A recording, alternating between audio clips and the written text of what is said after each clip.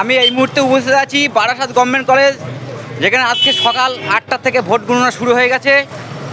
দেখতেই পাচ্ছ 100 মিটার দূর থেকে ব্যারিকেড করে দিয়েছে পুলিশ প্রশাসন। প্রচুর পরিমাণে দেখতেই পাচ্ছ যে কোনো গাড়ি মানে ওদিকে যেতে দিচ্ছে না। কলেজের দিকে প্রচুর পরিমাণে এখানে পুলিশ প্রশাসন মানে মোতায়েন আছে। আর দেখতেই পাচ্ছ এখানে পাবলিকের জন্য মানে দেখার এখানে ব্যবস্থা করে দিয়ে এলসিডি টিভি লাগিয়ে দিয়েছে এখানে বসার। এখান থেকে 100 মিটার দূর থেকে এখানে মানে দেখা চলছে যে মানে কী হচ্ছে কি না সেই খবর এখান থেকে মানে টিভির মাধ্যমে এখানে যত মানে দলের যত আছে সবাই এখানে বসে এখানে দেখা চলছে। আর 100 মিটার দূর থেকে বাস বেড়ে দিয়েছে যাতে কেউ এর ভিতরে কেউ প্রবেশ না করতে পারে, তার জন্য এই ব্যারিকেডটা দেওয়া। ভিড় কেউ যেন ঝগড়া ঝামেলা না করতে পারে তার জন্য ব্যারিকেড আগের থেকে 100 মিটার দূর থেকে এখানে নিরাপত্তা ব্যবস্থা করা হয়েছে। এবং এখানে পুলিশের খুবই কড়া ব্যবস্থা আছে, দেখতেই পাচ্ছ অনেক দূর থেকে এটা ব্যবস্থা করেছে।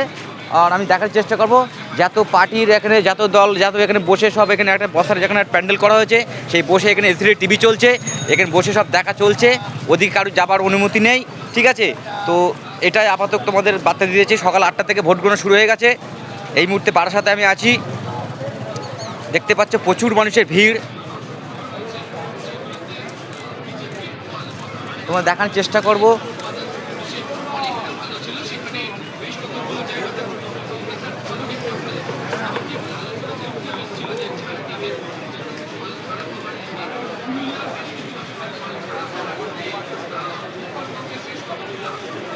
এলসিডি মাধ্যমে সব দেখা চলছে, এখানে বসে আছে।